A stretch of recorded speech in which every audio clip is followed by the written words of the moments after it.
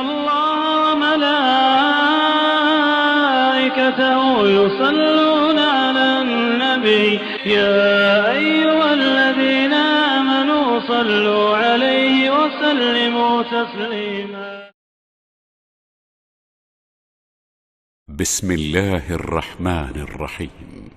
قل هل ننبئكم بالأخسرين أعمالا الذين ضل سعيهم في الحياة الدنيا وهم يحسبون أنهم يحسنون صنعا أولئك الذين كفروا بآيات ربهم ولقائه فحبطت أعمالهم فلا نقيم لهم يوم القيامة وزنا ذلك جزاؤهم جهنم بما كفروا واتخذوا آياتي ورسلي هزوا. رب اشرح لي صدري ويسر لي أمري واحلل عقدة من لساني يفقهوا قولي. الحمد لله رب العالمين والصلاة والسلام على رسوله الأمين اما بعد. السلام علیکم ورحمۃ اللہ وبرکاتہ. میں محمد عامر سورہ کہف کی تفسیر لے کر حاضر ہو چکا ہوں. آج انشاءاللہ تعالی آیت نمبر 103 سے 106 تک کی تفسیر ہم پڑھیں گے. پچھلے ایپیسوڈ میں ہم لوگوں نے اللہ رب العزت کی مدد سے یاجوج ماجوج اور ذوالقرنین کا قصہ پڑھا، اور اس میں جو اللہ رب العزت نے ہمارے لیے میسج رکھا ہے اس کو ہم نے جاننے کی کوشش کی ہے. اللہ تعالیٰ سے یہ دعا کریں کہ اللہ تعالیٰ ہمیں ایسے فتنوں سے محفوظ رکھے، آمین. اس کے بعد پھر اللہ رب العزت نے قیامت کا نقشہ کھینچا تھا، جس میں یہ بتایا تھا کہ جب حساب کتاب ہوگا جو کافر ہوں گے ان کو جہنم جانے کا فیصلہ سنایا جائے گا، اور اس کے بعد ان کو جہنم کا درشن بھی کرایا جائے گا تاکہ جہنم میں جانے سے پہلے ہی وہ اس کا مزہ چکھنے لگیں اور خود اس سزا کو وہ محسوس کرنے لگیں. آئیے اب دیکھتے ہیں کہ اگلی آیتوں میں اللہ رب العزت ہمیں کیا میسج دے رہا ہے. قل هل ننبئکم بالاخسرین اعمالا، آپ کہہ دیجئے کہ کیا میں تم لوگوں کو اس کے بارے میں بتاؤں جس کے اعمال خسارے میں جانے والے ہیں. پچھلے ایپیسوڈ میں اللہ رب العزت نے جس طریقے سے قیامت کا ذکر کیا اور جہنم جانے والوں کا ذکر کیا تھا، اب آ کر کے ایسے لوگوں کا ذکر ہو رہا ہے جس میں بہت سارے لوگ شامل ہوں گے، صرف کافر ہی شامل نہیں ہوں گے. یہاں یہ نہیں بتایا گیا ہے کہ جو کافر ہے یا مشرک ہیں، یہاں یہ بتایا جا رہا ہے کہ جن کے اعمال خسارے میں ہیں، یعنی کہ جن کے اعمال کی کوئی ویلیو نہیں ہونے والی ہے. یہاں ایک حدیث بتا دینا زیادہ مناسب معلوم ہوتا ہے. تفسیر ابن کثیر میں اس حدیث کا ذکر ہوا ہے جس میں سعد ابن وقاص رضی اللہ تعالیٰ عنہ سے ان کے صاحبزادے مصعب نے سوال کیا کہ کیا اس آیت سے مراد خارجی ہیں؟ تو سعد بن ابی وقاص رضی اللہ تعالیٰ عنہ نے فرمایا نہیں، بلکہ اس سے مراد یہودونصاری ہیں. ابن کثیر رحمۃ اللہ علیہ مزید یہ فرماتے ہیں یہودیوں نے حضرت صلی اللہ علیہ وسلم کو جھٹلایا اور نصرانیوں نے جنت کو سچا نہ جانا اور کہا کہ وہاں کھانا پینا کچھ نہیں.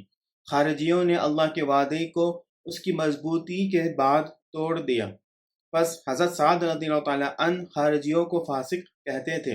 حضرت علی رضی اللہ تعالیٰ عنہ وغیرہ فرماتے ہیں کہ اس سے مراد خارجی ہیں. مطلب یہ ہے کہ جیسے یہ آیت یہود و نصارہ وغیرہ کفار کو شامل ہے، اسی طرح خارجیوں کا حکم بھی اس میں ہے کیونکہ آیت عام ہے. تو تفسیر ابن کثیر میں یہاں جو بات بتائی گئی تو اس کا مقصد یہ ہے کہ یہاں صرف کافر اور مشرک ہی مراد نہیں ہوں گے، یہاں ایسے مسلمان بھی مراد ہوں گے جو ایسے عمل کرتے ہیں جن کا عمل اللہ کے نزدیک قبول نہیں ہے. الذین ضل سعیہم فی الحیاۃ الدنیا وہم یحسبون انہم یحسنون صنعا، وہ لوگ دنیا کی زندگی میں سب کی ساری سعی و جہد راہ راست سے بھٹکی رہی اور وہ سمجھتے رہے کہ وہ سب کچھ ٹھیک کر رہے ہیں. یہاں اس سے مراد یہ ہے کہ جو ایسے لوگ ہیں جنہوں نے اپنے آپ کو مسلمان سمجھ رکھا ہے، اللہ کی عبادت کرنے والا سمجھ رکھا ہے، اور پھر وہ یہ سمجھتے ہیں کہ میں بہت اچھا کام کر رہا ہوں. ان کی نظر میں ان کا عمل بہت اچھا ہوتا ہے، مگر اللہ کی نظر میں کیا وہ عمل قابل قبول ہے؟ کیا وہ عمل ایسا ہے جسے قبول کیا جانا چاہیے؟ اور جس کی وجہ سے اسے جنت بھیج دینا چاہیے؟ نہیں، کیونکہ اس آیت سے یہی بات بتائی جا رہی ہے۔ اللہ رب العزت نے فرمایا کہ وہ سمجھتے تھے کہ ان کے اعمال بہت اچھے ہیں، مگر سچ بات یہ ہے وہ دنیاوی زندگی میں اس طرح بھولے ہوئے تھے کہ دنیاوی زندگی میں جیتے ہوئے انہوں نے اسلامی جو قوانین ہیں اور اللہ کی جو مرضی ہے اس میں کمپرومائز کرنا شروع کیا، اور اتنا کرتے گئے کہ پھر وہ ہر کام کو دنیاوی زندگی کے اعتبار سے پرکھنے لگے اور دنیاوی زندگی کے مطابق ہی ہر کام کیا کرتے تھے، حتیٰ کہ وہ عبادت بھی اس طرح کیا کرتے تھے ان کی دنیاوی زندگی کو کوئی فرق نہ پڑے اور اس کی وجہ سے ان کی دنیاوی زندگی میں کوئی اثر نہ پڑے، اور وہ ساتھ میں عبادت بھی کر گزرے، حالانکہ اس کا نتیجہ الٹا نکلا۔ اللہ تعالیٰ نے ایسے لوگوں کو ناکام قرار دے دیا، جبکہ اس آیت کا مطلب یہ ہے کہ وہ لوگ جو دنیا میں رہتے ہوئے بھی اپنی زندگی کو اچھی طریقے سے گزارتے ہیں، اللہ کی مرضی کے مطابق گزارتے ہیں، ایسے لوگوں کو ہی اللہ تعالیٰ ناکام ہونے سے بچائے گا اور انہیں کامیاب کر کے جنت بھیجے گا۔ اور اس آیت میں ایک اور مراد یہ بھی چھپی ہوئی ہے کہ یہ وہ لوگ ہیں جنہوں نے اپنی دنیاوی زندگی کو ہی سب کچھ سمجھ رکھا تھا، وہ نہ اللہ کو مانتے تھے نہ آخرت کو مانتے تھے، وہ اصل مانتے تھے تو اس دنیا کو مانتے تھے اور یہاں کی جانے والی محنتوں کو مانتے تھے، اور کس طریقے سے پیسے کمایا جائے، کس طریقے سے اس دنیا کو بہتر سے بہتر بنایا جائے، ان کا فوکس اسی پر رہا کرتا تھا۔ اسی لیے انہوں نے آخرت کو بھلا دیا اور انہوں نے اللہ تعالیٰ کی مرضی کو بھلا دیا، تو اس کا نتیجہ لازمی یہ ہونا ہے کہ ان کو آخرت میں جہنم میں جانا پڑے گا۔ کچھ بھی اس کا مطلب لیا جائے، ہمیں اس سے یہ بات سمجھ میں آتی ہے کہ اگر اس دنیا میں رہتے ہوئے ہمیں جنت جانے والا کام کرنا ہے تو اللہ کی مرضی کے مطابق اور جس طریقے سے اللہ کے رسول علیہ السلام نے بتایا ہے اسی طریقے سے کرنا ہوگا، اپنے ذہن کو استعمال کرتے ہوئے، دماغ کو استعمال کرتے ہوئے، کوئی نئی چیز کو پیدا کر کے اگر ہم اسلام کے اندر داخل کریں گے، اور کوئی ایسا عمل جس کو نہ نبی صلی اللہ علیہ وسلم نے کیا ہے نہ صحابہ کرام نے کیا ہے، تو ایسے عمل کو بھی اگر ہم کرنا چاہیں گے تو وہ ہمارے لیے خسارہ ہوگا، ہمارے لیے نقصان ہوگا۔ ہمارے لیے ضروری ہے کہ جتنا اور جو اللہ کے رسول علیہ السلام کے ذریعے سے اللہ تعالیٰ نے ہم تک پہنچا دیا ہے اتنا ہی اور ویسے ہی ہمیں عمل کرنا ہے، قیل و قال نہیں کرنا ہے اور اپنی طرف سے کچھ بھی اضافہ نہیں کرنا ہے۔ اولئک الذین کفروا بآیات ربہم ولقائہ حبطت اعمالہم فلا نقیم لہم یوم القیامۃ وزنا۔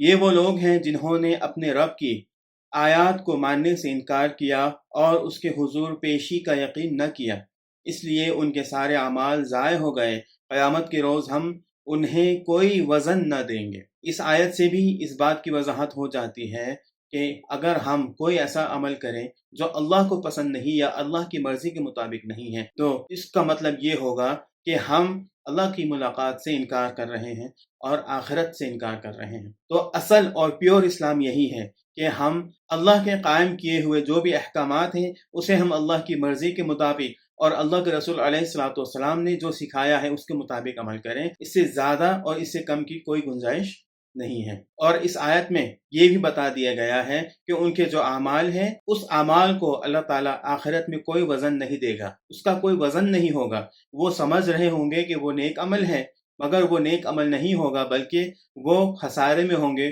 اس کا انہیں کوئی ثواب حاصل نہیں ہوگا۔ ذالک جزاؤہم جہنم بما کفروا واتخذوا آیاتی ورسلی ہزوا۔ ان کی جزا جہنم ہے اس کفر کے بدلے جو انہوں نے کیا اور اس مذاق کی پاداش میں جو وہ میری آیات اور میرے رسولوں کے ساتھ کرتے رہے۔ ذالک جزاؤہم جہنم، ایسے لوگوں کا جو بدلہ ہے وہ جہنم ہے۔